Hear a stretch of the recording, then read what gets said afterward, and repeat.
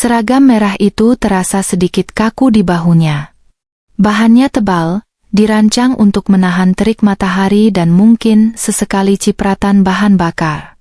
Bagi Arina, seragam ini terasa asing, sangat berbeda dari blazer pas badan atau kemeja sutra yang biasa ia kenakan. Tapi anehnya, di dalam kekakuan itu, ada sebuah kebebasan yang belum pernah ia rasakan sebelumnya. Ia menarik napas dalam-dalam, menghirup aroma pagi yang khas di tempat itu, campuran antara embun yang menguap dari aspal, wangi kopi dari warung sebelah, dan tentu saja, bau bensin yang tajam dan tak salah lagi. Ini adalah hari pertamanya, hari pertama ia secara resmi menjadi bagian dari denyut nadi tempat ini, tempat yang diam-diam telah menjadi miliknya. Seorang pria paruh baya dengan kumis tebal dan senyum ramah menepuk pundaknya. "Siap, Bu Arina?" Tanyanya dengan suara pelan, nyaris berbisik, memastikan tidak ada karyawan lain yang mendengar panggilan hormat itu. Arina tersenyum, senyum tulus yang membuat matanya sedikit menyipit. "Siap, Pak Budi. Dan tolong, di sini panggil saja Arina. Saya karyawan baru, sama seperti yang lain." Pak Budi mengangguk mengerti, meskipun gurat wajahnya masih menunjukkan sedikit keraguan. Sebagai manajer SPBU yang sudah bekerja di sini selama 15 tahun, ini adalah situasi paling aneh yang pernah ia hadapi. Pemilik baru, seorang wanita muda yang ia kira hanya akan duduk manis di ruang berpendingin udara, malah meminta disediakan seragam dan jadwal kerja shift pagi sebagai petugas operator. Untuk memahami bisnis dari akarnya, Pak, begitu alasan Arina seminggu yang lalu saat mereka pertama kali bertemu. Pak Budi hanya bisa mengiyakan, menyimpan rapat-rapat rahasia besar itu. "Baik, Arina. Kamu akan saya tempatkan di jalur 2, jalur untuk mobil. Di sebelahmu nanti ada Dito, dia sudah 3 tahun di sini, jangan sungkan bertanya padanya. Yang penting, selalu ingat 3 hal, senyum, sapa, dan sigap. Pastikan nominalnya benar, jangan sampai salah memasukkan jenis bahan bakar, dan selalu waspada." Jelas Pak Budi, kembali ke mode manajer yang sedang memberi pengarahan pada anak buahnya. Arina mengangguk mantap. Ia memasang topinya, merapikan sedikit rambutnya yang terurai, lalu berjalan menuju jalur 2. Matahari baru saja mulai meninggi, sinarnya terasa hangat, bukan membakar. Beberapa mobil sudah mulai mengantre. Jantungnya berdebar sedikit lebih kencang, bukan karena gugup, melainkan karena antusias. Ini nyata. Usahanya selama bertahun-tahun, menyisihkan setiap rupiah dari bisnis catering kecil-kecilan yang ia rintis setelah lulus kuliah, mengambil pinjaman bank dengan proposal yang ia susun hingga larut malam, semuanya berujung di sini. Di bawah kanopi SPBU ini, dengan seragam merah dan selang dispenser di tangan. Dito, seorang pemuda kurus dengan senyum jahil, menyambutnya dengan anggukan kepala. "Anak baru ya?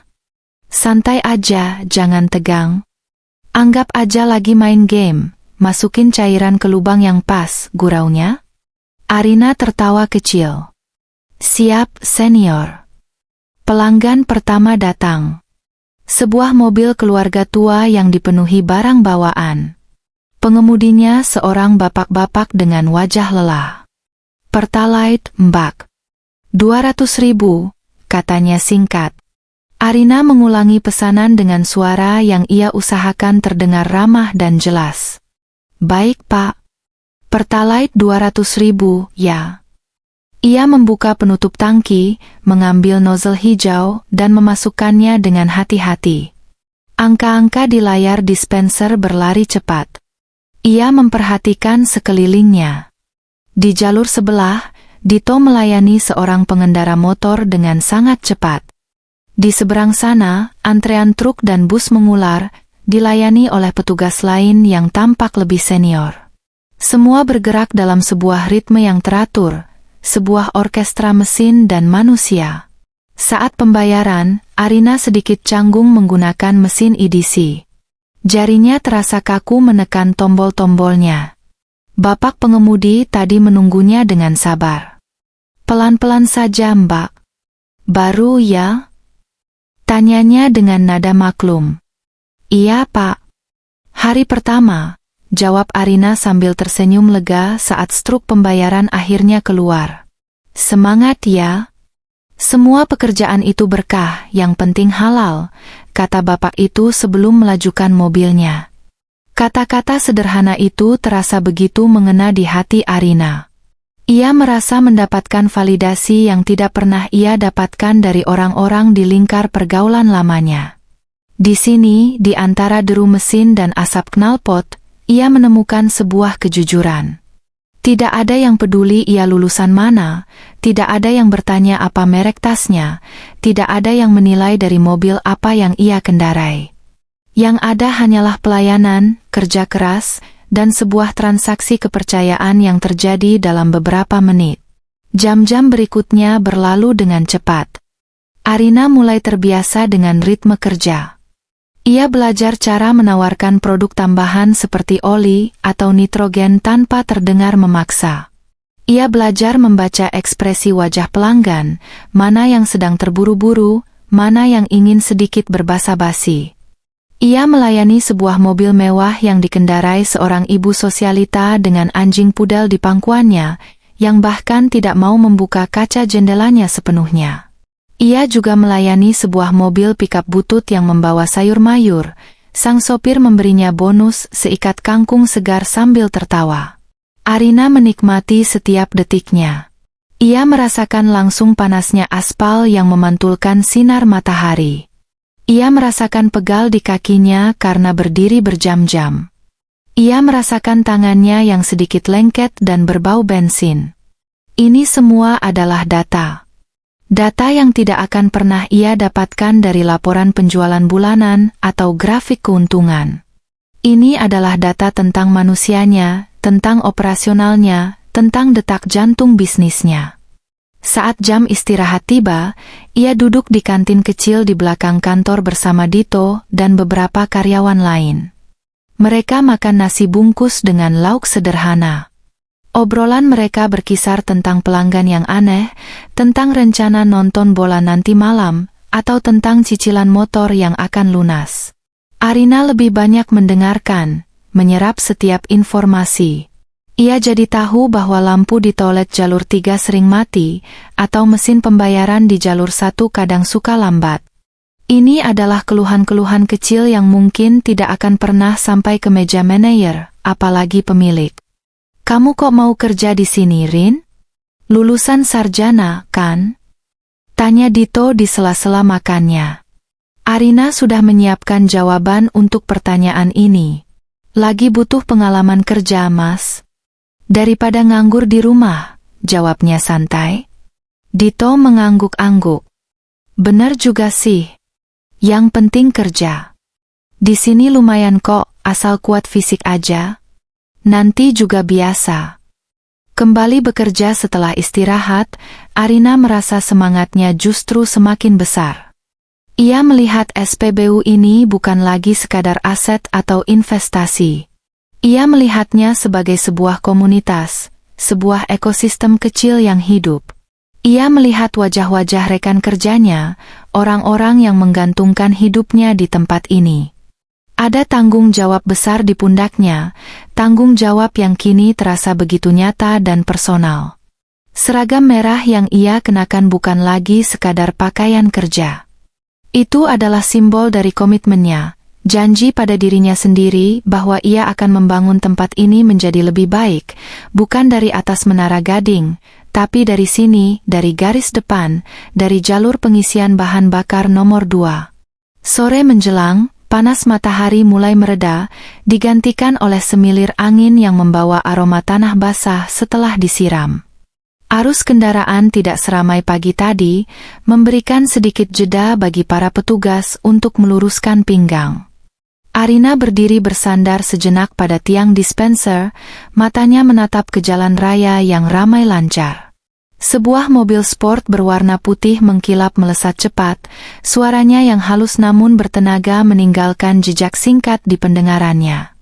Mobil itu bukan mobil yang sama, tapi warnanya, modelnya, dan aura kemewahan yang dibawanya sudah cukup untuk membuka sebuah pintu di benak Arina, sebuah ruangan gelap yang sudah lama tidak ia kunjungi. Pikirannya melayang kembali ke 2 tahun yang lalu. Ke sebuah masa di mana hidupnya terasa penuh warna, atau setidaknya ia berpikir begitu. Masa di mana ada Rian di sisinya. Rian, dengan segala pesonanya, ambisinya yang meluap-luap, dan caranya memandang dunia yang selalu terukur oleh materi. Mereka bertemu di sebuah seminar kewirausahaan. Arina datang dengan buku catatan penuh ide dan semangat, sementara Rian datang sebagai salah satu manajer pemasaran junior dari perusahaan sponsor. Awal hubungan mereka terasa seperti sebuah mimpi. Rian tampak begitu mendukung impian Arina. Ia memuji semangatnya, mendengarkan setiap ide bisnisnya dengan saksama. "Kamu beda, Rin. Kamu punya visi," katanya di suatu malam, di sebuah kafe mahal yang Arina tahu ia tidak akan pernah datangi sendirian. Kata-kata itu membuat Arina melambung. Untuk pertama kalinya, ia merasa ada seseorang yang benar-benar mengerti dan menghargai jalan yang ia pilih, jalan yang sering dianggap aneh oleh teman-temannya yang lebih memilih jalur aman sebagai pegawai kantoran. Namun, pelan-pelan, semuanya berubah. Perubahan itu terjadi seiring dengan naiknya jabatan Rian. Ia dipromosikan menjadi manajer senior. Dunianya meluas. Lingkar pergaulannya diisi oleh orang-orang dari kelas atas. Mobilnya berganti, jam tangannya semakin mahal, dan cara pandangnya terhadap impian Arina pun mulai bergeser. Pujian berubah menjadi kritik terselubung. Dukungan berubah menjadi cemoohan halus. Arina ingat betul malam itu, saat mereka menghadiri acara makan malam bersama rekan-rekan baru Rian. Di sebuah restoran mewah di puncak gedung pencakar langit, Arina merasa seperti ikan kecil yang tersesat di lautan hiu. Para wanita di sana berbicara tentang liburan ke Eropa, tas edisi terbatas, dan saham.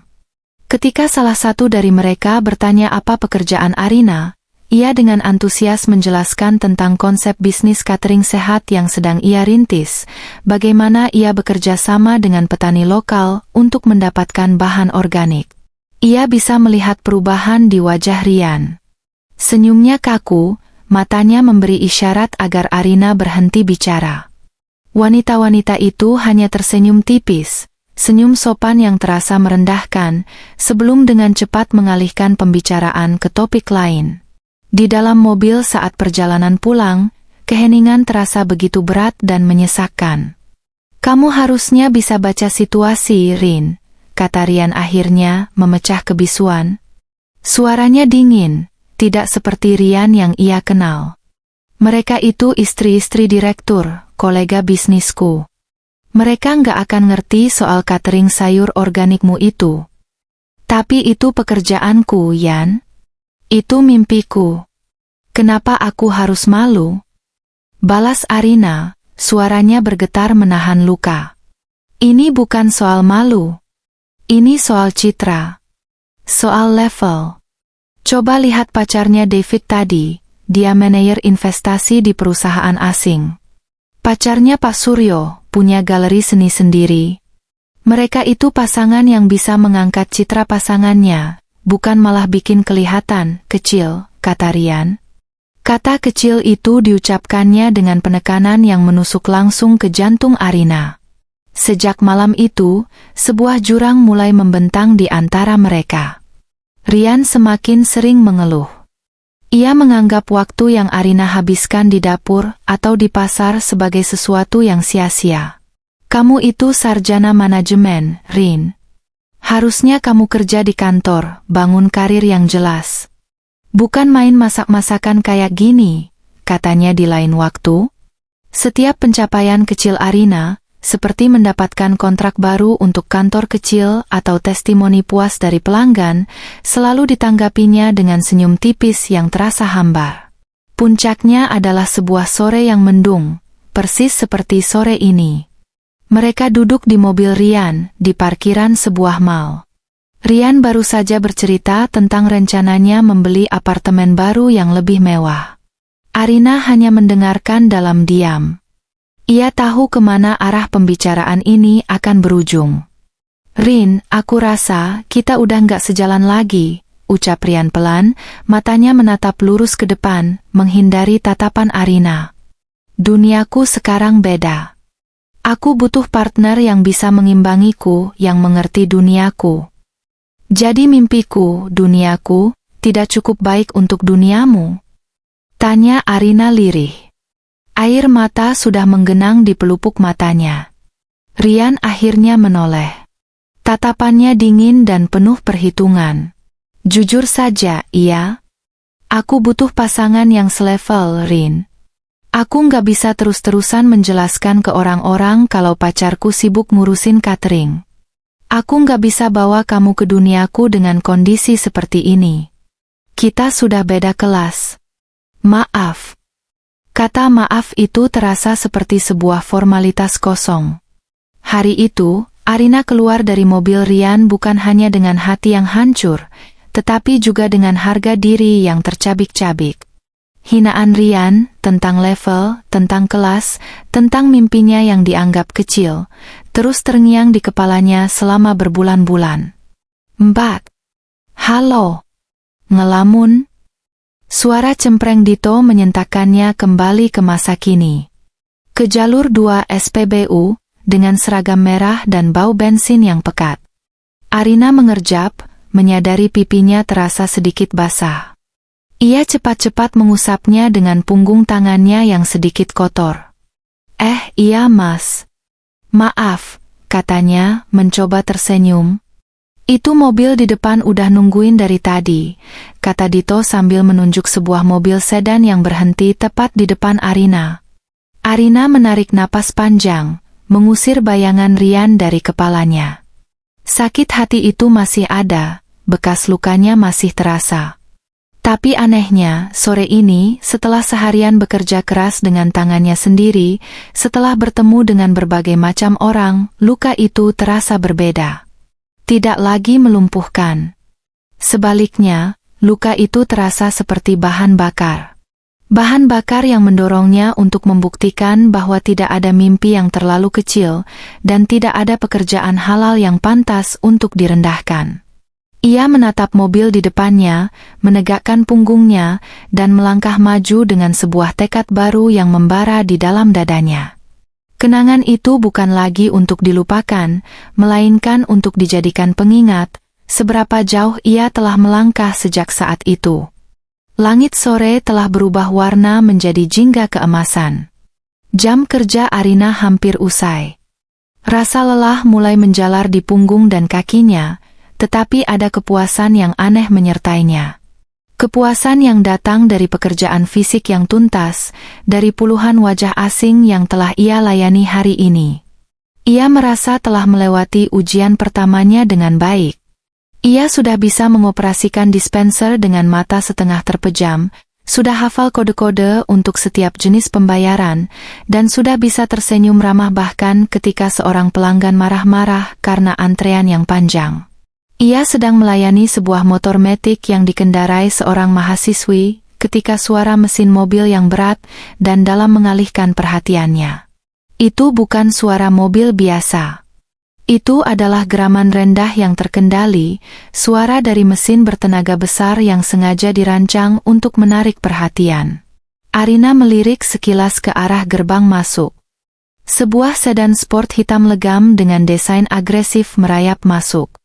Catnya begitu mengkilap hingga memantulkan cahaya lampu SPBU yang baru saja menyala, membuatnya tampak seperti seekor macan kumbang yang bergerak di senja hari.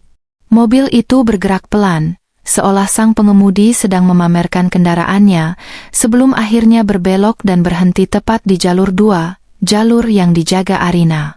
Jantung Arina mendadak berdetak sedikit lebih kencang, sebuah firasat buruk yang dingin merayap di tengkuknya.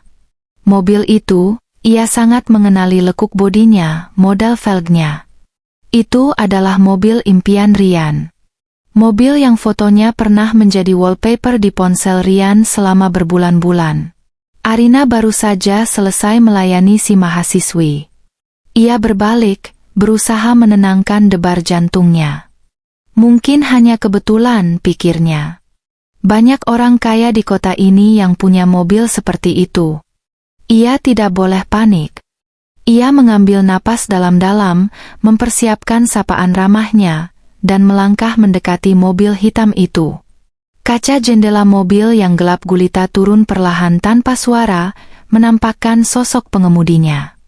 Arina merasa seluruh udara di paru-parunya tersedot keluar. Waktu seolah berhenti. Di balik kemudi itu, duduklah Rian. Ia tampak persis seperti dalam ingatan Arina, hanya saja kini lebih mapan. Rambutnya tertata rapi, ia mengenakan kemeja biru tua bermerek yang lengannya digulung hingga siku, memperlihatkan jam tangan perak yang berkilauan. Ia sedang berbicara di telepon, satu tangannya memegang ponsel menempel di telinga, sementara tangan lainnya dengan santai memegang setir. Ia tidak melihat Arina. Matanya menatap lurus ke depan, ekspresinya serius saat berbicara dengan seseorang di seberang telepon. Iya, pastikan saja proposal itu sudah di mejaku besok pagi. Tidak ada alasan. Aku tidak mau tahu, katanya dengan nada memerintah yang tajam. Arina berdiri mematung di samping mobil. Seragam merahnya tiba-tiba terasa sangat panas dan sesak. Topi di kepalanya seolah tidak cukup untuk menyembunyikan wajahnya. Ia ingin berbalik, berlari, dan meminta Dito untuk menggantikannya. Tetapi kakinya seolah terpaku di aspal. Ini adalah mimpi buruknya yang menjadi kenyataan. Bertemu Rian lagi dalam keadaan seperti ini. Keadaan di mana ia terlihat persis seperti apa yang Rian ramalkan, menjadi seseorang yang kecil. Rian menutup teleponnya dengan satu ketukan di layar, lalu menghela napas kesal. Barulah ia menoleh ke samping, matanya yang tajam sama sekali tidak fokus pada wajah Arina. Ia hanya melihat seragam, seorang petugas SPBU yang menunggunya. Ia bahkan tidak repot-repot menyapa. Dengan gerakan dagu yang angkuh, ia berkata, "Full tank yang paling bagus." Suara itu, suara yang dulu sering membisikkan kata-kata cinta, kini terdengar begitu asing dan dingin. Arina merasa tenggorokannya kering. Ia harus mengatakan sesuatu, merespons. Ia berdaham pelan, mencoba menemukan suaranya sendiri. "Baik, Pak." "Pertamax turbo, ya," jawabnya. Suaranya keluar sedikit serak, tetapi cukup stabil. Ia bersyukur Rian tidak memperhatikannya. Dengan tangan yang sedikit gemetar, Arina membuka penutup tangki mobil mewah itu. Ia harus ekstra hati-hati, jangan sampai nozzle yang berat itu membentur bodi mobil yang mengkilap. Ia bisa membayangkan bagaimana Rian akan mengamuk jika mobil kesayangannya itu tergores sedikit saja. Ia memasukkan nozzle, menekan tuasnya, dan membiarkan bahan bakar beroktan tinggi itu mengalir deras. Selama beberapa menit pengisian, Rian sibuk dengan ponselnya lagi, membalas pesan dengan cepat. Arina berdiri diam, berusaha sebisa mungkin untuk tidak terlihat. Ia menatap angka-angka digital yang terus berlari di layar dispenser. Setiap angka yang bertambah terasa seperti satu detik penyiksaan. Ia hanya ingin ini cepat selesai. Ia ingin Rian segera pergi dari hadapannya, pergi dari hidupnya, lagi. Akhirnya, suara klik dari dispenser menandakan pengisian telah selesai. Arina mencabut nozzle dengan hati-hati, menutup kembali tangki bensin, lalu berjalan ke arah jendela pengemudi yang masih terbuka. "Sudah penuh, Pak." "Totalnya." Arina tidak menyelesaikan kalimatnya. Saat ia mendekat untuk menunjukkan nominal di mesin EDC, Rian akhirnya mengangkat kepalanya dari ponsel. Pandangan mereka bertemu. Untuk sepersekian detik, tidak ada ekspresi di wajah Rian. Hanya tatapan kosong seorang pelanggan pada petugas. Lalu, sebuah kilat pemahaman melintas di matanya. Alisnya sedikit terangkat. Mulutnya sedikit terbuka. Ia menatap Arina dari ujung kepala sampai ujung kaki, dari topi, seragam merah, hingga sepatu kets yang sedikit kotor. Keterkejutan di wajahnya perlahan-lahan, sangat perlahan, berubah menjadi sesuatu yang lain. Sebuah senyum tipis mulai terbentuk di sudut bibirnya. Bukan senyum ramah. Itu adalah senyum sinis. Senyum seseorang yang baru saja memenangkan lotre, senyum seseorang yang merasa prediksinya selama ini terbukti benar. Arina, panggilnya. Suaranya bukan lagi suara pelanggan yang angkuh, melainkan suara seseorang yang menemukan sesuatu yang lucu dan menyedihkan di saat yang bersamaan. Ini beneran kamu? Arina hanya bisa mengangguk pelan. Seluruh skenario pembelaan diri yang sempat terlintas di kepalanya lenyap begitu saja. Ia hanya bisa berdiri di sana, di bawah tatapan Rian yang terasa seperti menelanjanginya, menghakiminya, dan menertawakannya dalam diam. Pertemuan yang selama ini ia takutkan akhirnya terjadi, di tempat dan waktu yang paling tidak ia inginkan. Udara di sekitar mobil hitam itu terasa semakin berat. Suara bising dari jalan raya dan aktivitas SPBU seolah meredup, tergantikan oleh keheningan yang canggung di antara Arina dan Rian. Senyum sinis di wajah Rian semakin lebar, menampakkan gigi putihnya yang rapi. Ia bersandar santai di kursinya, memindai penampilan Arina sekali lagi dengan tatapan yang terang-terangan merendahkan. Wah, wah, wah, desisnya pelan, nadanya penuh sandiwara. Dunia ini sempit sekali ya. Jadi, ini yang kamu kerjakan sekarang? Setelah semua pembicaraan besar soal jadi pengusaha sukses, soal membangun kerajaan bisnis sendiri, ujung-ujungnya jadi petugas SPBU? Setiap kata yang keluar dari mulut Rian terasa seperti sebuah tamparan. Arina bisa merasakan darahnya berdesir panas hingga ke telinga. Ia mengepalkan tangannya di dalam saku seragamnya, berusaha keras mempertahankan ekspresi datarnya. Ia tidak akan memberikan kepuasan pada Rian dengan menunjukkan bahwa kata-katanya berhasil melukainya. Aku kira kamu lagi bercanda waktu itu, lanjut Rian, sama sekali tidak peduli dengan kebisuan Arina. Ia justru semakin menikmati momen itu. Aku pikir kamu bakal kerja di perusahaan besar, atau setidaknya bisnis cateringmu itu jadi lebih maju. Tapi ini? Ya ampun, Arina. Ini benar-benar di luar dugaanku. Turun pangkat ya? Arina menarik napas perlahan melalui hidung. Ia tidak akan terpancing. Ia adalah seorang profesional yang sedang bertugas. Dan Rian, betapapun menyebalkannya dia, adalah seorang pelanggan. Ia mengulurkan mesin edisi ke arah Rian. Totalnya Rp725.000, katanya dengan suara yang ia paksa untuk tetap tenang dan monoton. Rian tertawa kecil, tawa yang terdengar sangat menghina. Ia tidak langsung mengambil mesin itu. Sebaliknya, ia mengeluarkan dompet kulit mahalnya, membukanya dengan gerakan lambat, dan memamerkan deretan kartu kredit berwarna platinum dan hitam. Kasihan sekali kamu, lanjutnya sambil memilih sebuah kartu. Padahal kamu itu pintar loh. Sayang banget potensimu terbuang di tempat kayak gini, kepanasan, kena debu. Coba dulu kamu nurut sama aku, mungkin sekarang kamu sudah jadi manajer di suatu tempat, duduk nyaman di ruangan ber-AC. Arina tetap diam, tangannya masih terulur dengan mesin edisi. Kesabarannya mulai menipis.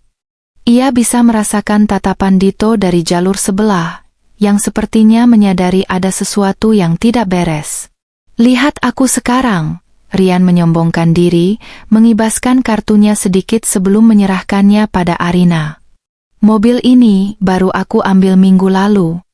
Bulan depan aku mau ke Jepang, perjalanan bisnis sekaligus liburan. Pacarku yang sekarang, dia seorang desainer interior, kliennya kelas kakap semua. Kami selevel. Kami saling mendukung untuk naik lebih tinggi. Bukan seperti... Ia berhenti sejenak, menatap Arina dengan tatapan pura-pura iba. Ini. Hinaan terakhir itu terasa paling menyakitkan. Bukan hanya pekerjaannya yang direndahkan, tetapi seluruh keberadaannya, seluruh pilihannya sejak putus dari Rian seolah dianggap sebagai sebuah kegagalan total.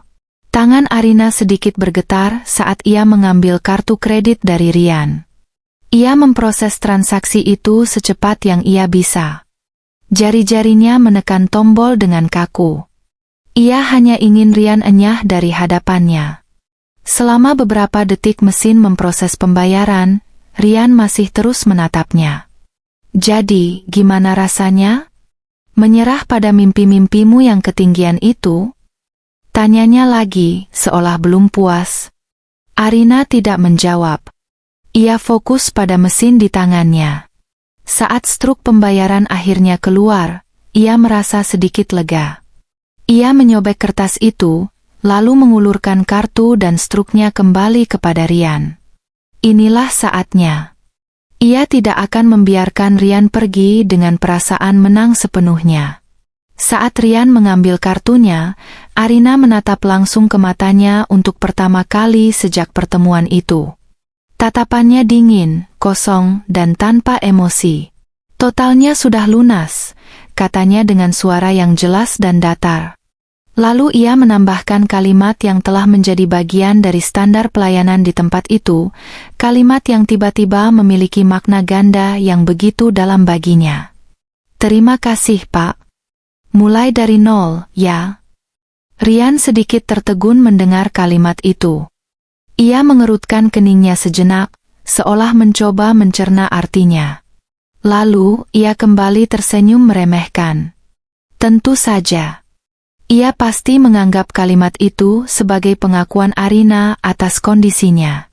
Pengakuan bahwa ia benar-benar telah jatuh dan harus memulai segalanya dari titik terendah. Ya. Mulai dari nol, ejeknya sambil tertawa kecil. Semoga berhasil deh. Butuh waktu lama kayaknya buat kamu bisa beli bensin seharga ini tanpa harus mikir. Dengan penghinaan terakhir itu, Rian memasukkan kartunya ke dompet, menyalakan mesin mobilnya yang menggeram sangar, dan melajukannya dengan cepat, meninggalkan Arina yang berdiri terpaku di tengah kepulan asap knalpot yang berbau tajam. Arina tidak bergerak selama beberapa saat.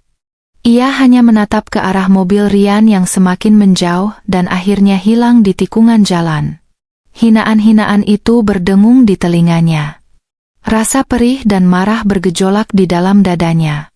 Ia merasa kecil, merasa bodoh, persis seperti yang Rian inginkan. Namun, di bawah semua perasaan itu, sesuatu yang lain mulai tumbuh. Sebuah bara api kecil yang dingin dan keras. Bukan kesedihan. Bukan penyesalan. Itu adalah sebuah tekad. Tekad untuk membalikkan keadaan. Rian telah menyalakan api yang salah. Dan Arina bersumpah pada dirinya sendiri, Rian akan merasakan panasnya.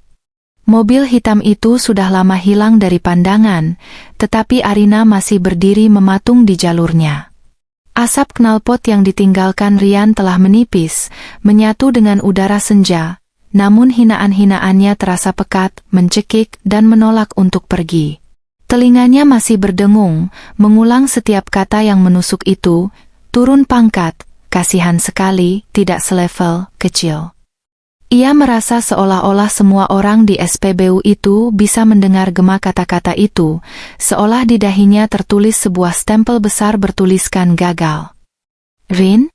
Wei, Arina. Sebuah suara menyentaknya. Dito berdiri tidak jauh darinya, menatapnya dengan kening berkerut. Kamu nggak apa-apa? Kok bengong?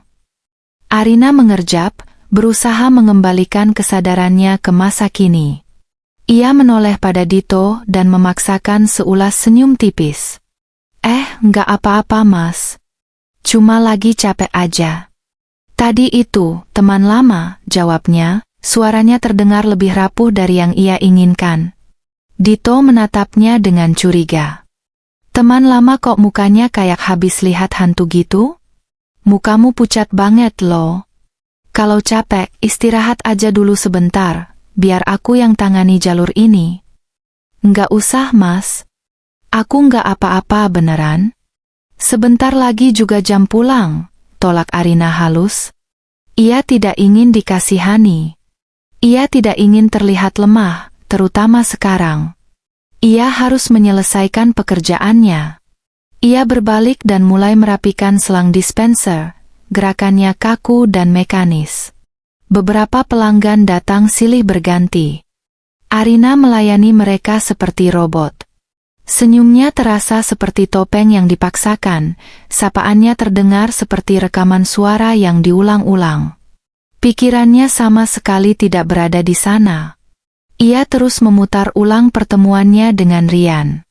Ia membayangkan berbagai macam jawaban cerdas yang seharusnya ia katakan. Ia seharusnya membela diri, seharusnya menunjukkan bahwa ia tidak terpengaruh. Tapi nyatanya, ia hanya diam. Dan kebisuan itu kini terasa seperti sebuah kekalahan yang telak. Waktu terasa berjalan sangat lambat. Setiap menit terasa seperti 1 jam.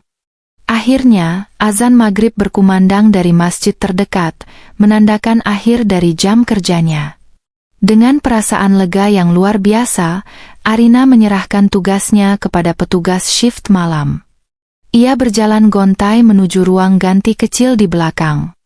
Ia tidak ikut mengobrol atau bercanda dengan karyawan lain, seperti saat istirahat tadi siang. Ia hanya ingin cepat-cepat menyendiri. Setelah berganti pakaian dengan kaos dan celana jin lamanya, ia keluar dari ruang ganti. Pak Budi mencegatnya di dekat pintu keluar. "Bagaimana hari pertamanya, Arina?" Tanyanya dengan senyum kebapakan, tidak menyadari badai yang baru saja menerpa salah satu karyawannya. Arina hanya mengangguk. "Lancar, Pak. Terima kasih."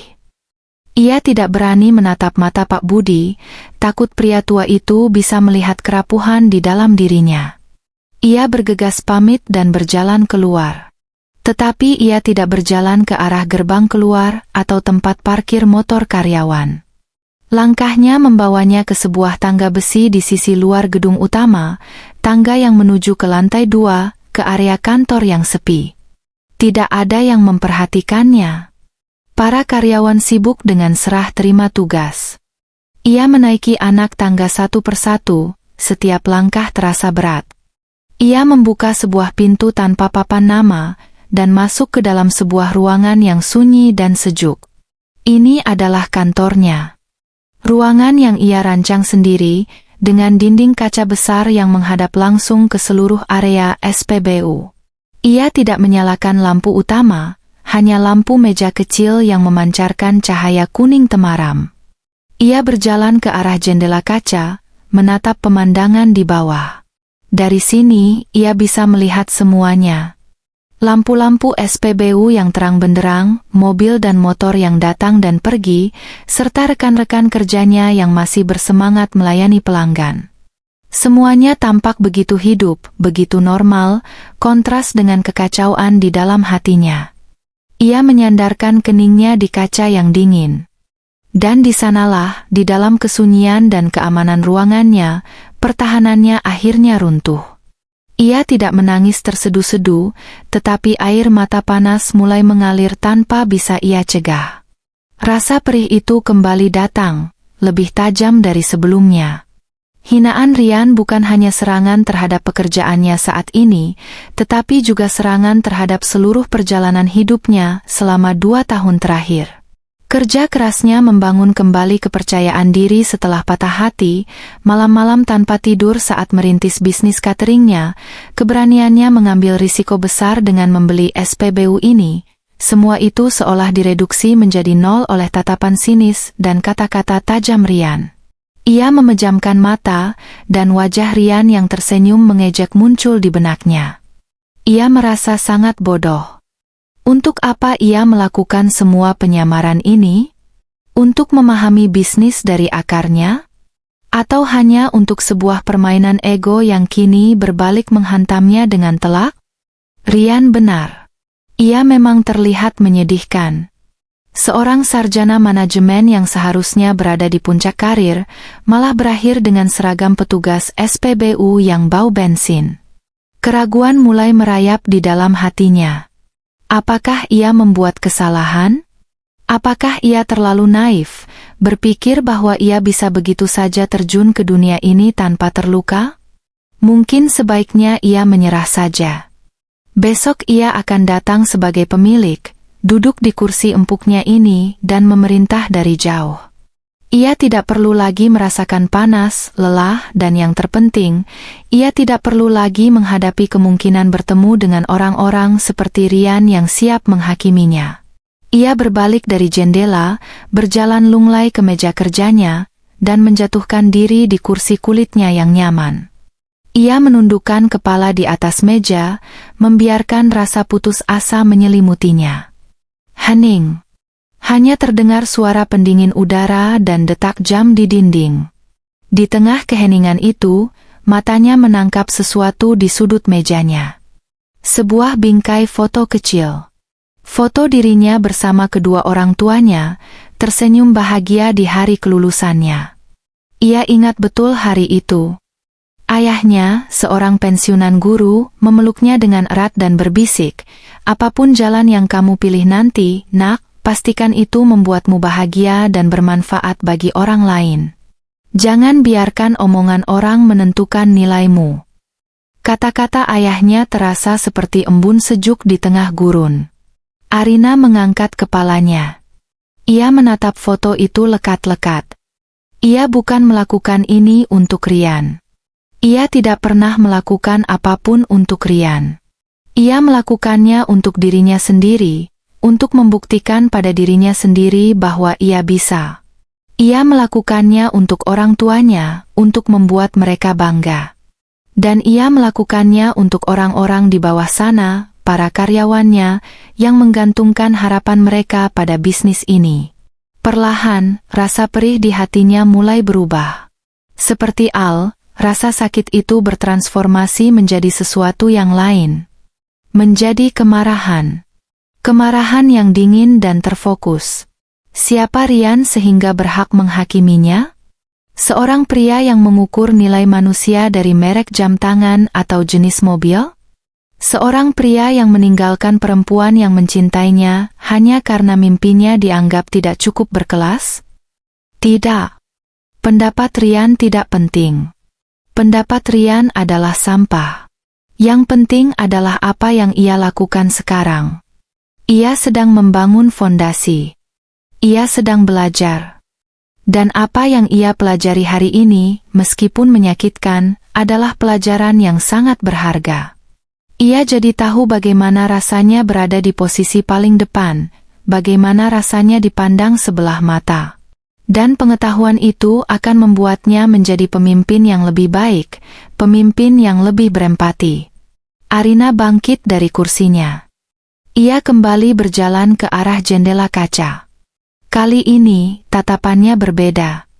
Tidak ada lagi kerapuhan di sana. Yang ada hanyalah ketajaman seorang pemilik, seorang pemimpin. Ia menatap lampu-lampu SPBU miliknya yang bersinar terang di tengah kegelapan malam. Ini adalah kerajaannya. Mungkin masih kecil, mungkin baru dimulai, tapi ini adalah miliknya. Dibangun dari keringat dan air matanya sendiri. Badai di dalam hatinya telah reda. Meninggalkan langit yang cerah dan sebuah pelangi tekad yang kokoh. Ia mengambil ponselnya, mencari nomor Pak Budi dan meneleponnya. "Selamat malam, Pak Budi. Maaf mengganggu." Sapanya dengan suara yang kini terdengar tenang dan berwibawa. "Besok pagi jam 9, tolong siapkan laporan penjualan harian dan data keluhan pelanggan selama sebulan terakhir. Kita adakan rapat singkat di kantor saya. Ada beberapa hal yang ingin saya diskusikan." Ia menutup telepon. Ia tidak akan lagi memakai seragam merah itu besok. Permainan sudah selesai. Saatnya kembali menjadi diri sendiri. Saatnya menunjukkan pada dunia, dan mungkin pada satu orang tertentu jika takdir mempertemukan mereka lagi, siapa Arina yang sesungguhnya. Pagi datang dengan suasana yang sama sekali berbeda. Arina tidak lagi merasakan kekakuan seragam merah di bahunya. Hari ini, ia mengenakan sebuah blus sutra berwarna krem yang jatuh dengan pas di tubuhnya, dipadukan dengan celana bahan hitam dan sepatu hak rendah yang berbunyi pelan saat ia melangkah di lantai marmer kantornya. Aroma parfum lembut menggantikan bau bensin yang kemarin menempel di kulitnya. Ia adalah Arina yang lain. Arina sang pemilik. Ia tiba di SPBU lebih pagi dari biasanya, memarkir mobilnya di area parkir khusus di belakang gedung yang tidak terlihat oleh pelanggan. Ia masuk melalui pintu samping dan langsung naik ke kantornya di lantai 2. Dari jendela kacanya, ia bisa melihat aktivitas pagi dimulai. Dito dan petugas shift pagi lainnya sudah sibuk di jalurnya masing-masing, bergerak dengan ritme yang kini tampak begitu familiar baginya. Ada sedikit rasa rindu pada kesibukan itu, tetapi ia tahu, tempatnya hari ini adalah di sini. Tepat jam 9, Pak Budi mengetuk pintunya, membawa setumpuk map di tangannya. Wajahnya tampak sedikit tegang. "Selamat pagi, Bu Arina," sapanya dengan hormat. "Pagi, Pak." "Silakan duduk," kata Arina sambil menunjuk kursi di depan meja kerjanya. Rapat pagi itu berjalan dengan efisien. Arina menunjukkan sisi dirinya yang belum pernah Pak Budi lihat sebelumnya. Ia tidak lagi seperti anak baru yang canggung, melainkan seorang pemimpin yang tajam dan jeli. Ia menelaah laporan penjualan dengan cepat, menanyakan detail-detail kecil yang bahkan mungkin terlewat oleh Pak Budi. "Kenapa penjualan oli merek X di minggu ketiga menurun drastis, Pak?" tanyanya sambil menunjuk sebuah grafik. "Lalu saya lihat dari data keluhan, ada 3 pelanggan yang komplain soal mesin pembayaran di jalur 1 yang lambat. Kemarin saya juga merasakannya sendiri." Pak Budi sedikit terkejut. Ia tidak menyangka masa pelatihan Arina kemarin menghasilkan observasi sedetail ini. "Baik, Bu. Akan segera kami tindak lanjuti. Untuk mesin pembayaran, teknisi sudah kami panggil." "Bagus," kata Arina. "Dan soal toilet di jalur 3 yang lampunya sering mati, tolong segera diganti." Hal-hal kecil seperti itu yang menentukan kenyamanan pelanggan. "Saya ingin SPBU ini bukan hanya tempat mengisi bensin, tapi juga tempat singgah yang nyaman." Mereka terus berdiskusi, membahas strategi promosi, evaluasi kinerja karyawan, hingga rencana penambahan fasilitas seperti minimarket dan kedai kopi. Pak Budi semakin kagum. Di balik penampilan mudanya, Arina memiliki visi bisnis yang sangat matang dan kepedulian yang tulus terhadap operasional dan kesejahteraan karyawan. Sementara itu, di belahan kota yang lain, Rian sedang duduk di depan laptopnya di apartemen mewahnya. Ia baru saja selesai melakukan panggilan konferensi. Dengan iseng, ia membuka laporan tagihan kartu kreditnya secara online, ingin memeriksa transaksi pembelian jam tangan baru yang ia lakukan beberapa hari lalu. Matanya memindai deretan angka dengan cepat, hingga perhatiannya berhenti di satu baris transaksi. Transaksi dari SPBU kemarin. Nominalnya Rp725.000. Ia mengerutkan kening. Seingatnya, kemarin ia melihat angka di dispenser sedikit di bawah itu. Mungkin sekitar 720.000. Selisihnya memang kecil, hanya Rp5.000. Bagi Rian, Rp5.000 tidak ada artinya. Tetapi bukan itu masalahnya. Masalahnya adalah prinsip. Egonya terusik. Ia merasa telah dicurangi. Dicurangi oleh seorang petugas SPBU rendahan, dan yang lebih parah lagi, petugas itu adalah Arina. Perempuan yang telah ia campakkan, kini berani mempermainkannya. Rasa kesal yang irasional mulai membakar dirinya.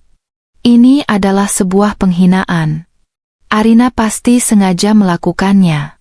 Mungkin itu cara balas dendamnya yang menyedihkan.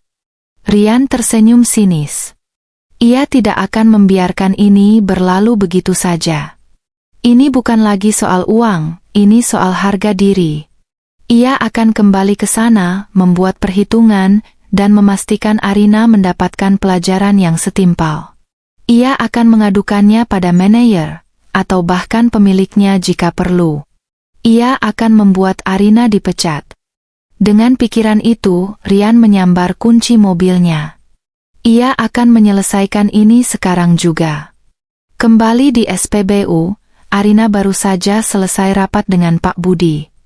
Ia sedang berdiri di depan jendela kacanya, memegang secangkir teh hangat, sambil mengamati kelancaran operasional di bawah. Pikirannya tenang. Ia merasa kembali memegang kendali atas hidup dan bisnisnya. Tiba-tiba, matanya menangkap sebuah pemandangan yang familiar. Mobil sedan sport hitam itu. Mobil Rian. Mobil itu tidak masuk ke jalur pengisian, melainkan langsung menuju ke area parkir pelanggan di depan kantor utama. Jantung Arina berdebar sesaat, sisa-sisa trauma kemarin masih terasa. Tapi kali ini tidak ada rasa takut. Yang ada hanyalah antisipasi yang dingin.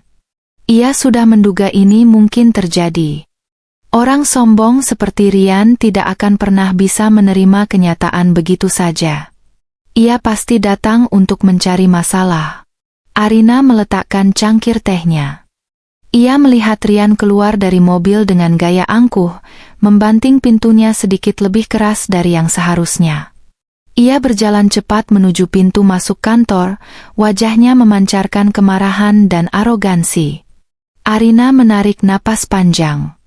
Ia berjalan ke sofa kecil di sudut ruangannya, duduk dengan tenang dan menunggu. Ia bisa mendengar suara ribut-ribut dari luar ruangannya. Suara Rian yang tinggi dan menuntut. Saya mau bertemu dengan manajer atau pemilik tempat ini. Sekarang juga. Bentak Rian pada seorang staf administrasi muda yang tampak ketakutan. Pak Budi, yang baru saja keluar dari ruangannya, segera menghampiri. Selamat pagi, Pak. Ada yang bisa saya bantu? Tanyanya dengan sopan. Kamu manajernya? Tanya Rian dengan nada merendahkan. Bagus. Saya mau komplain. Kemarin saya mengisi bensin di sini, dan saya yakin petugas kalian yang perempuan itu telah berlaku curang. Dia melebihkan tagihan kartu kredit saya. Pak Budi mengerutkan kening. Mohon maaf, Pak. Apa Bapak punya bukti transaksinya? Semua tercatat di sistem kami. Saya tidak peduli dengan sistem kalian. Saya tahu saya dicurangi. Saya mau perempuan itu dipanggil ke sini dan dipecat di depan saya. Tuntut Rian, suaranya semakin keras, menarik perhatian beberapa staf lain. Pak Budi berusaha menenangkannya. Tenang dulu, Pak. Mari kita selesaikan baik-baik. Kami akan periksa catatannya. Saya tidak mau bicara dengan Anda. Potong Rian, amarahnya sudah di puncak. Panggil pemilik tempat ini sekarang juga. Biar dia tahu pegawai macam apa yang dia pekerjakan. Orang rendahan penipu seperti itu tidak pantas kerja di sini. Di dalam ruangannya, Arina mendengar setiap kata dengan jelas. Orang rendahan penipu. Ia tersenyum tipis. Panggung telah disiapkan. Tirai akan segera terbuka. Ini akan menjadi pertunjukan yang jauh lebih menarik dari yang Rian bayangkan. Keributan di ruang administrasi telah mencapai puncaknya. Suara Rian yang tinggi dan penuh amarah memantul di dinding, membuat para staf yang duduk di meja mereka menunduk, pura-pura sibuk dengan pekerjaan mereka namun dengan telinga yang awas mendengarkan setiap patah kata. Pak Budi, dengan kesabaran seorang pria yang telah menghadapi ribuan keluhan selama bertahun-tahun, berdiri di hadapan Rian, mencoba menjadi benteng penenang di tengah badai arogansi. Pak, saya mohon Bapak tenang dulu, ucap Pak Budi dengan nada yang masih terkendali. Kalau memang ada kesalahan dari pihak kami, pasti akan kami tindak lanjuti sesuai prosedur. Tapi saya perlu memeriksa datanya terlebih dahulu. Prosedur? Bentak Rian, Ia tertawa sinis seolah kata itu adalah sebuah lelucon. Saya tidak punya waktu untuk prosedur kalian yang berbelit-belit. Ini bukan masalah besar buat saya, tapi ini masalah prinsip. Karyawan kalian, perempuan yang kemarin itu, sudah tidak jujur. Dan orang seperti itu harus diberi pelajaran. Di mana dia sekarang? Sembunyi. Setiap kata yang keluar dari mulut Rian semakin menaikkan tensi di ruangan itu. Ia menunjuk-nunjuk, melangkah mondar-mandir seolah ia adalah pemilik tempat itu. Ia merasa berada di atas angin, seorang pelanggan premium yang sedang menyuarakan haknya, melawan sebuah sistem yang ia anggap bobrok dan diisi oleh para pekerja rendahan. Ia sedang menikmati pertunjukan kekuasaannya. Saya tidak mau bicara lagi dengan Anda, katanya, menatap Pak Budi dengan pandangan merendahkan. Anda hanya manajer. Panggil pemilik tempat busuk ini sekarang juga. Saya mau dia dengar langsung dari saya, betapa buruknya kualitas sumber daya manusia yang dia rekrut. Pak Budi menghela napas panjang, tampak kehabisan cara untuk meredam amukan pria di depannya. Ia baru saja akan kembali angkat bicara ketika sebuah suara lembut memecah keheningan yang tegang itu. Bukan suara teriakan, bukan suara bentakan. Hanya sebuah bunyi klik yang pelan, suara dari sebuah gagang pintu berkualitas tinggi yang ditekan. Semua mata di ruangan itu, termasuk Rian yang sedang berada di puncak amarahnya, tanpa sadar menoleh ke sumber suara. Sebuah pintu kayu jati berwarna gelap di sisi ruangan, pintu yang tidak pernah mereka lihat terbuka sebelumnya, kini berderit pelan saat didorong dari dalam. Pintu itu terbuka sepenuhnya. Di ambang pintu, berdirilah Arina. Ia tidak lagi mengenakan seragam merah yang kusam. Ia tidak lagi memakai topi yang menutupi sebagian wajahnya. Ia berdiri tegak dalam balutan blus sutra berwarna krem yang memancarkan kemewahan yang subtil. Rambut hitam panjangnya tergerai rapi di bahunya. Wajahnya yang kemarin tampak lelah dan sedikit kotor oleh debu, kini bersih dan dirias tipis, menonjolkan fitur-fitur elegannya. Tidak ada sedikit pun jejak petugas SPBU pada dirinya. Yang ada hanyalah aura tenang, berwibawa dan penuh kendali. Hening. Suara Rian yang tadi memenuhi ruangan seolah tersedot ke dalam lubang hitam. Semua orang hanya menatap sosok wanita yang baru saja muncul itu. Arina melangkah maju perlahan, sepatu hak rendahnya sama sekali tidak menimbulkan suara di lantai.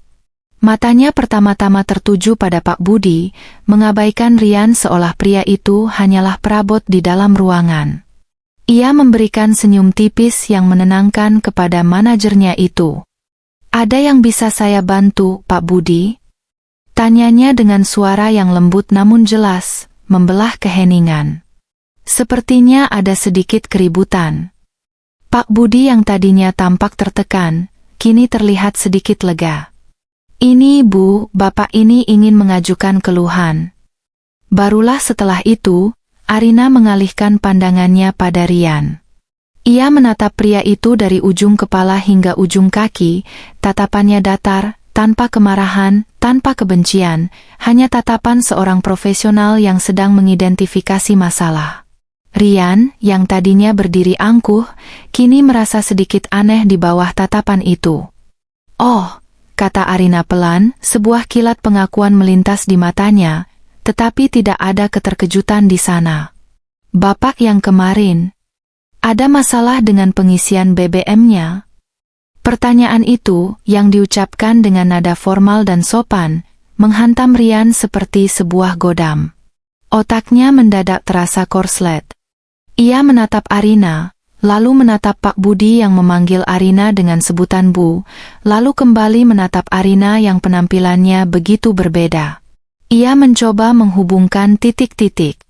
Petugas SPBU dekil yang ia hina kemarin, wanita pebisnis elegan yang kini berdiri di hadapannya, panggilan hormat dari sang manajer, semua potongan gambar itu berputar cepat di kepalanya, membentuk sebuah kesimpulan yang begitu absurd, begitu mustahil, hingga ia menolaknya mentah-mentah. Tidak mungkin. Ini pasti hanya kebetulan. Mungkin perempuan ini manajer senior atau kepala bagian keuangan. Tidak mungkin dia. Anda siapa? Tanya Ryan, suaranya keluar lebih serak dari yang ia maksudkan. Arogansinya mulai retak, digantikan oleh kebingungan yang nyata. Kenapa Anda yang ikut campur? Saya mau bicara dengan pemiliknya. Arina tidak menjawab pertanyaan itu secara langsung.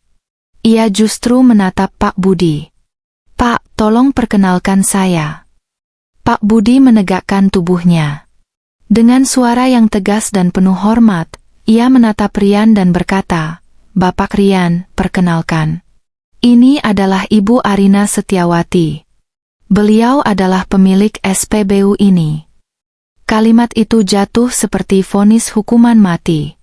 Dunia Ryan seolah berhenti berputar. Warna perlahan terkuras dari wajahnya, menyisakan pucat pasi yang mengerikan. Mulutnya sedikit terbuka, tetapi tidak ada suara yang keluar. Matanya yang tadi menatap tajam dan menghina, kini melebar dalam kengerian dan ketidakpercayaan mutlak. Seluruh kesombongan yang ia bangun di sekelilingnya hancur berkeping-keping dalam sekejap. Ia menatap Arina, benar-benar menatapnya kali ini. Dan ia melihatnya. Di balik blus mahal dan riasan tipis itu, ia melihat tatapan yang sama seperti kemarin.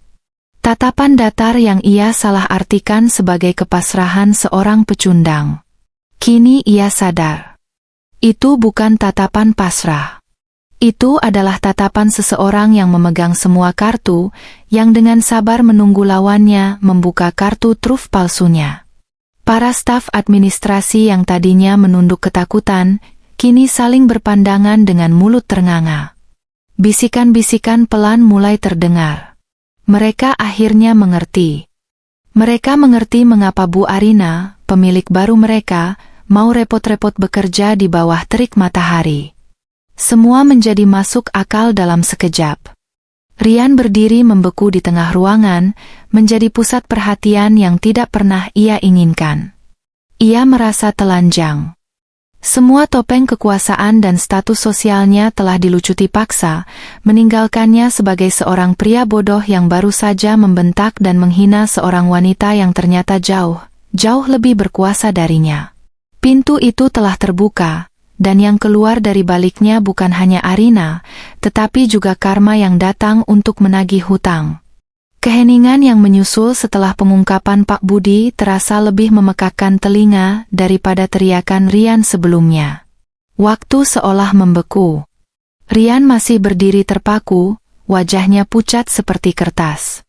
Otaknya berusaha keras memproses kenyataan yang baru saja menghantamnya.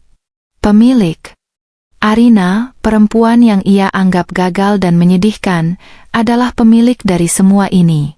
Setiap sudut SPBU ini, setiap dispenser, setiap seragam merah, bahkan aspal yang ia injak, semuanya milik Arina. Rasa malu yang luar biasa menjalari seluruh tubuhnya, terasa panas dan dingin di saat yang bersamaan. Ia bisa merasakan tatapan para staf kantor menusuknya dari segala arah. Mereka tidak lagi menatapnya dengan takut, tetapi dengan campuran antara rasa kasihan dan cemoohan yang tersembunyi.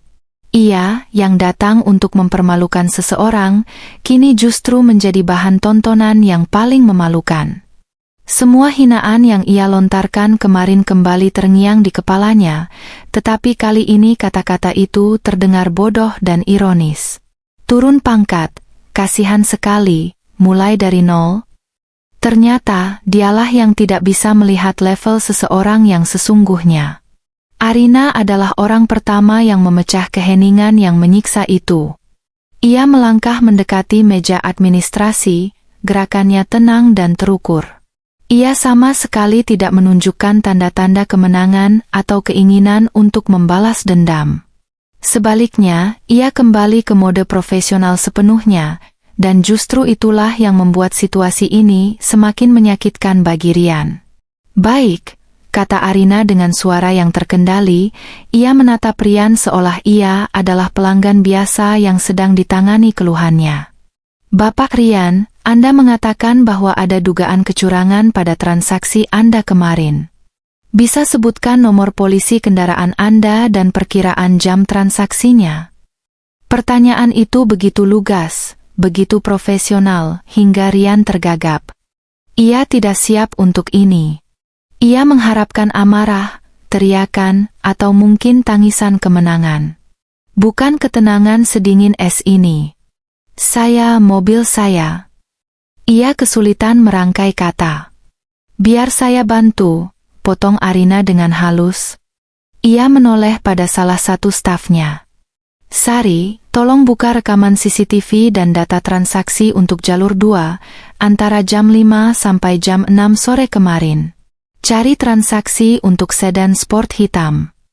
Staf bernama Sari itu, yang tadinya menatap Arina dengan penuh kekaguman, segera mengangguk sigap dan mulai mengetik dengan cepat di komputernya.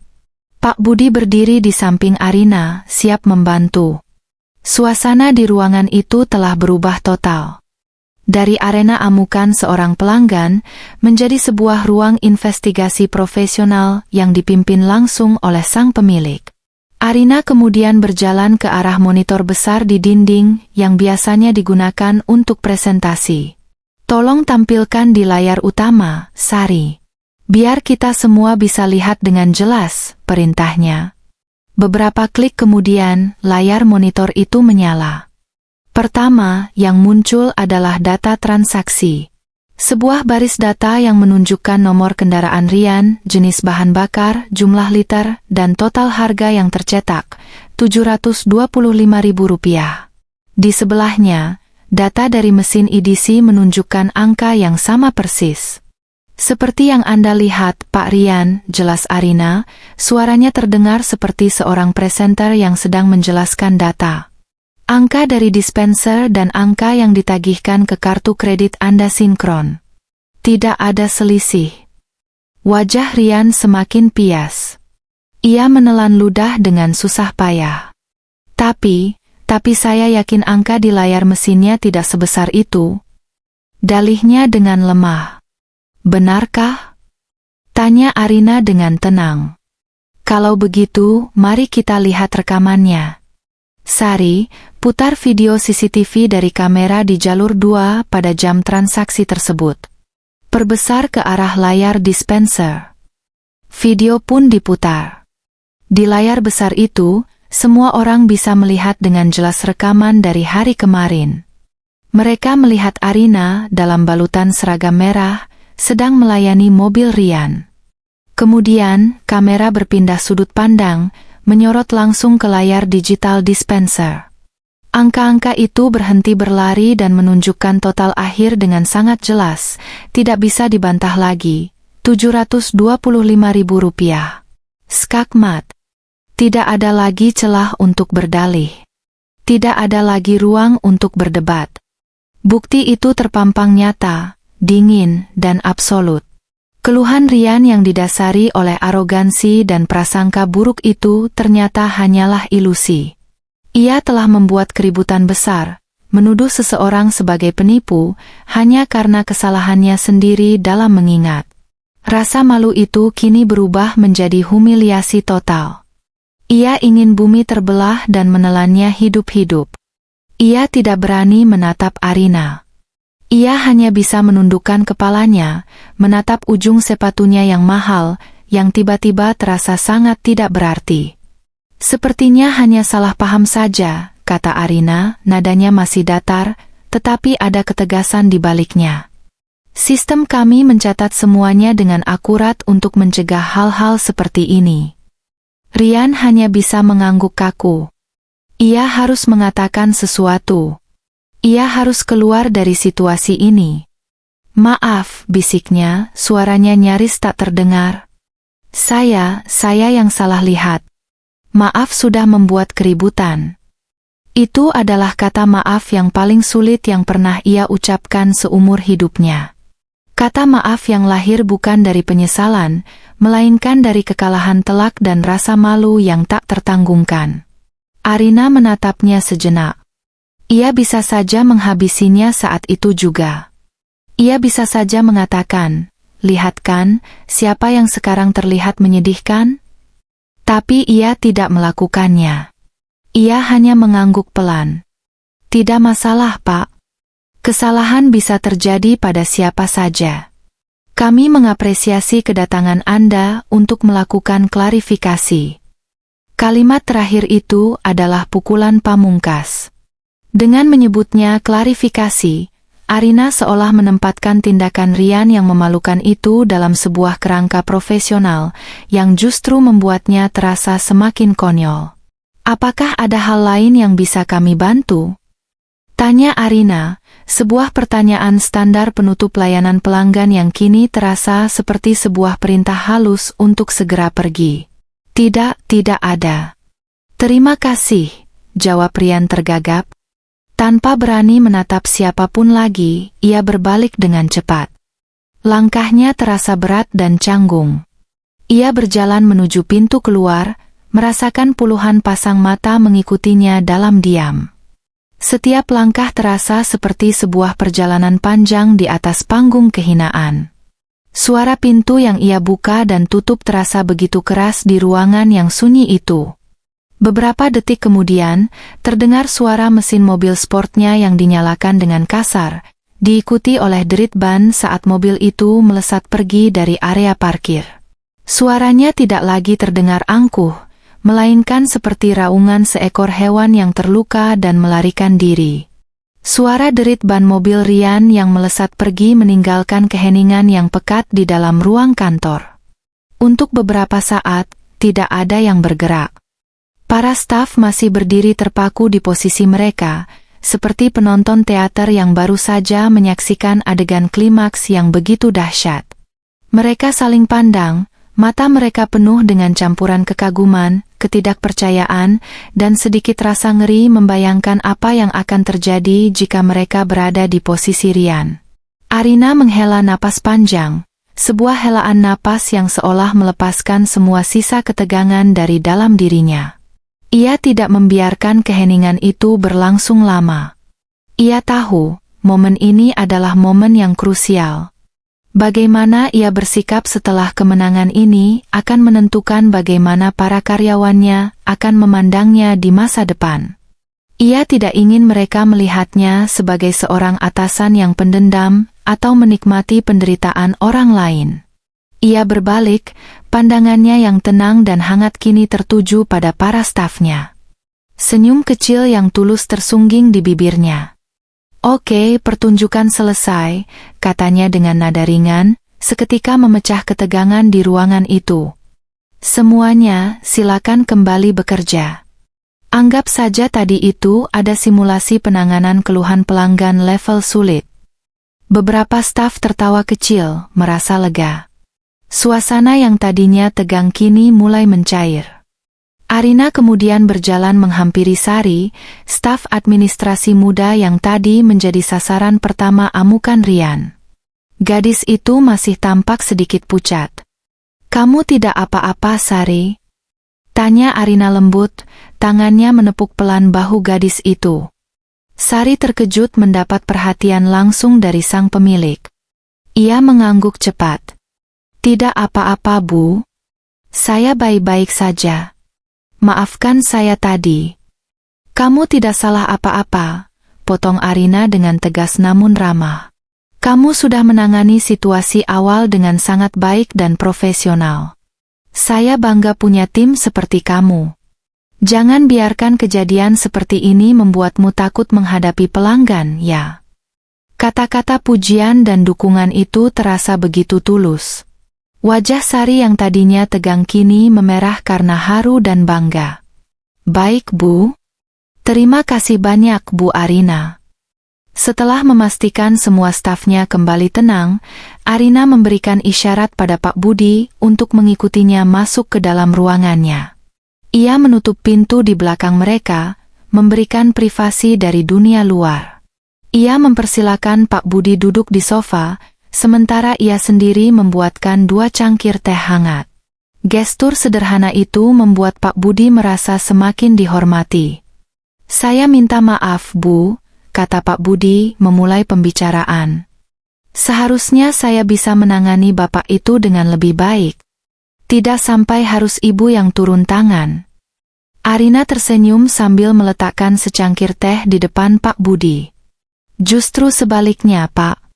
Bapak sudah sangat sabar dan profesional. Saya mengamati dari dalam. Dan terus terang, kejadian ini memang tak terhindarkan. Ini masalah pribadi yang kebetulan terbawa ke ranah pekerjaan. Pak Budi menatap Arina dengan penuh kekaguman. Saya benar-benar tidak menyangka, Bu. Cara Ibu menghadapi situasi tadi luar biasa. Tenang, tajam, tapi tetap elegan. Dan keputusan Ibu untuk bekerja sebagai operator kemarin, sekarang saya baru benar-benar mengerti tujuannya.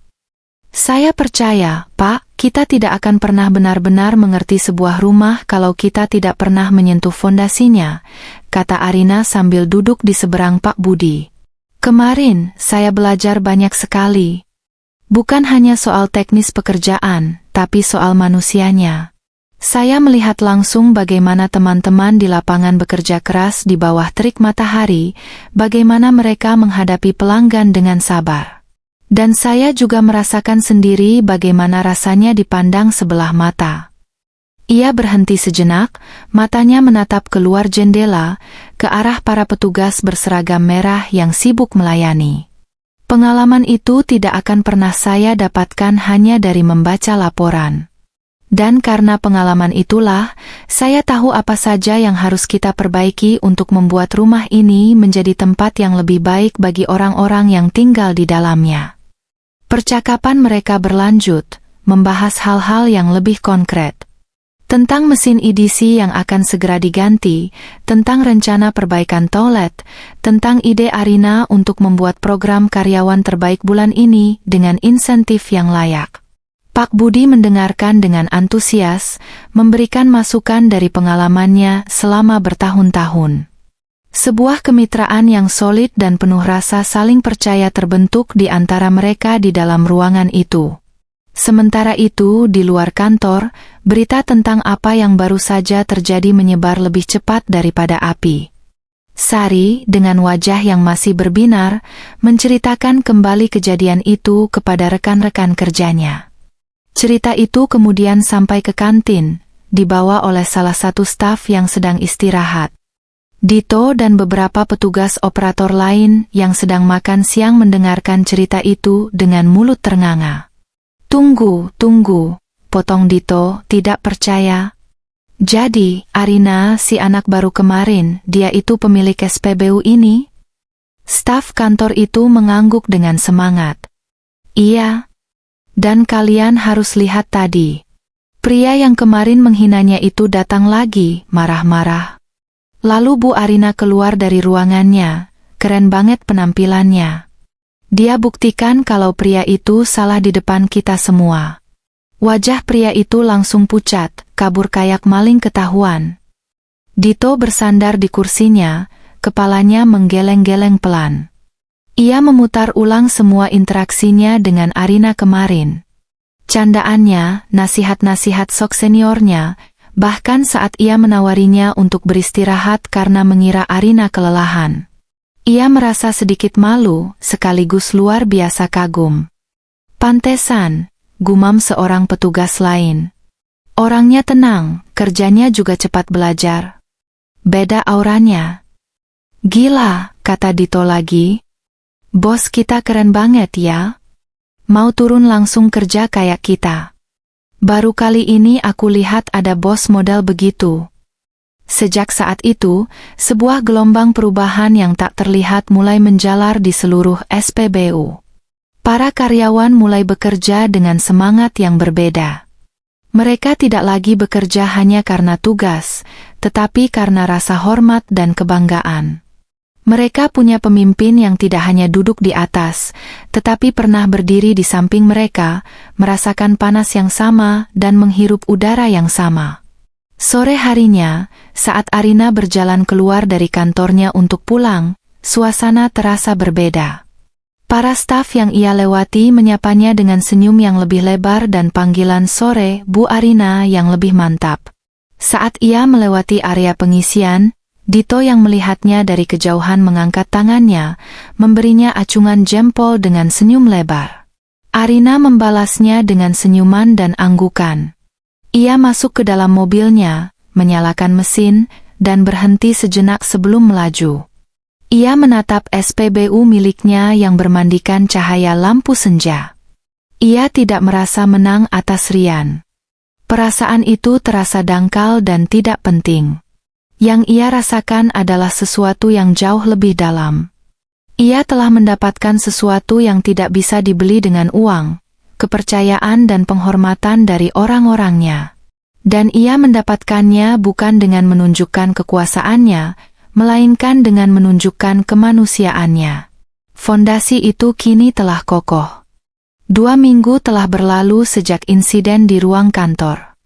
Bagi para karyawan SPBU, 2 minggu itu terasa seperti awal dari sebuah era baru. Perubahan-perubahan kecil namun signifikan mulai terasa. Mesin pembayaran di jalur 1 sudah diganti dengan yang baru dan super cepat. Lampu di toilet jalur 3 kini terang benderang. Dan di papan pengumuman dekat ruang istirahat, terpampang sebuah poster baru tentang program Insan Inspiratif bulan ini, lengkap dengan foto karyawan dan hadiah bonus yang cukup besar. Udara terasa lebih positif, semangat kerja terasa lebih hidup. Pagi itu, Arina mengumpulkan seluruh karyawannya di area belakang SPBU yang cukup luas. Dari staf kantor yang berpakaian rapi, para petugas operator dengan seragam merah kebanggaan mereka, hingga petugas kebersihan dan keamanan. Semua berdiri membentuk setengah lingkaran, menatap pemimpin muda mereka yang berdiri di depan dengan senyum hangat. Ini adalah rapat umum pertama yang diadakan Arina. "Selamat pagi semuanya," sapa Arina, suaranya jelas dan bersemangat tanpa perlu menggunakan pengeras suara. "Terima kasih sudah meluangkan waktu pagi ini. Saya tidak akan lama-lama, saya tahu pelanggan sudah mulai ramai."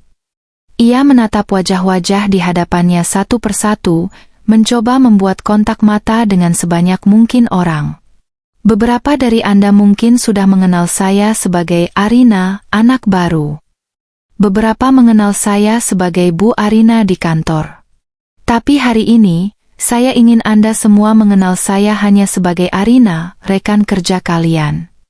Saya tahu, cara saya memulai di sini mungkin sedikit tidak biasa," lanjutnya.